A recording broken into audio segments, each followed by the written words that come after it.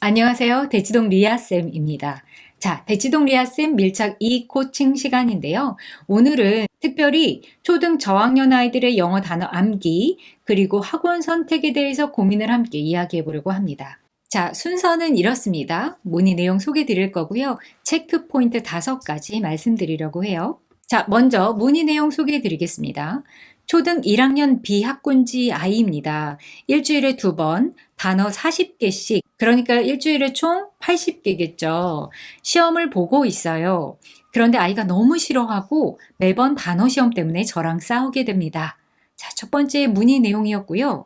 자, 두 번째 문의 내용도 소개시켜 드릴게요. 초등 2학년 사례입니다. 지금까지 영어 학원을 재미있게 다녔는데 다음 달부터 단어 시험을 본다고 해서 걱정입니다.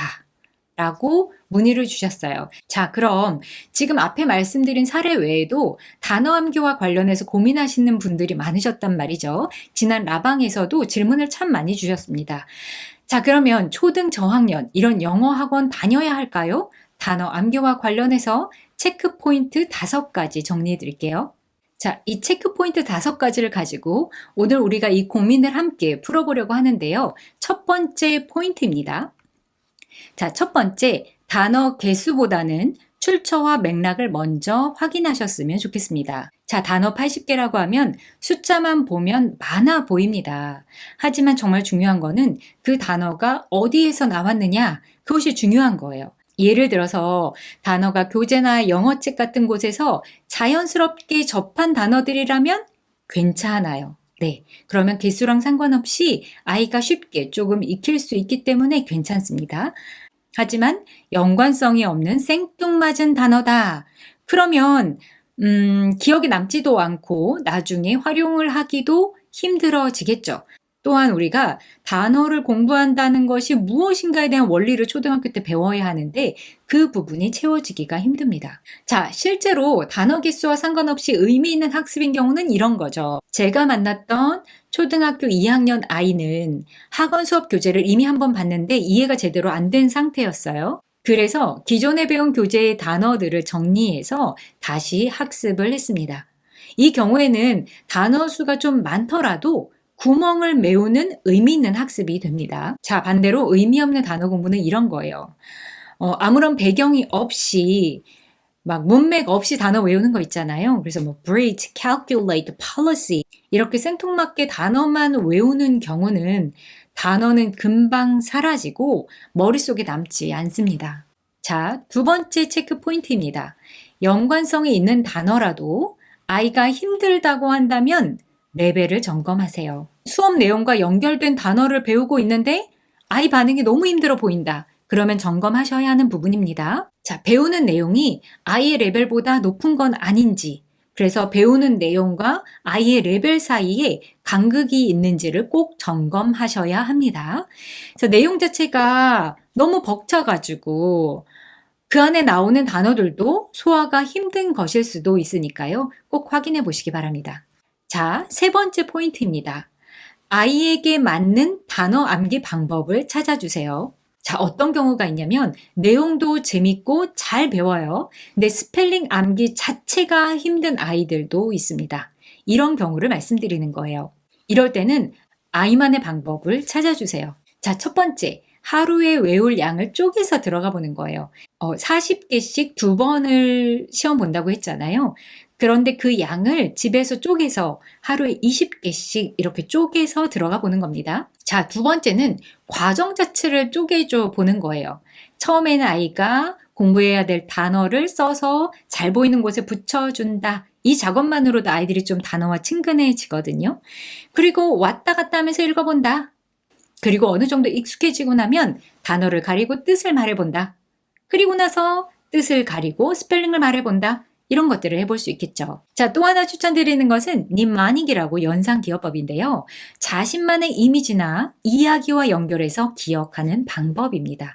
정말 효과가 좋으니까 꼭 한번 해보세요.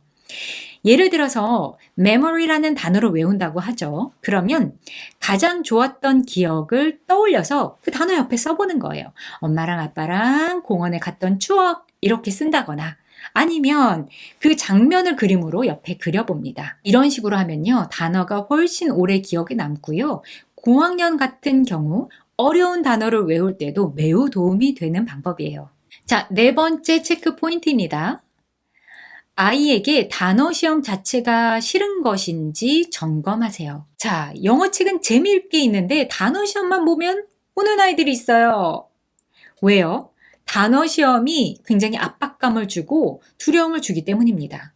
즉, 부정적인 편견이 있기 때문인데요. 자, 이럴 때에는 시험을 틀리면 안 되는 것이 아니라 내가 뭘 알고 뭘 더 공부해야 되는지 확인하는 과정으로 설명해 주세요. 이런 접근을 하면 시험에 대한 두려움이 훨씬 줄어듭니다.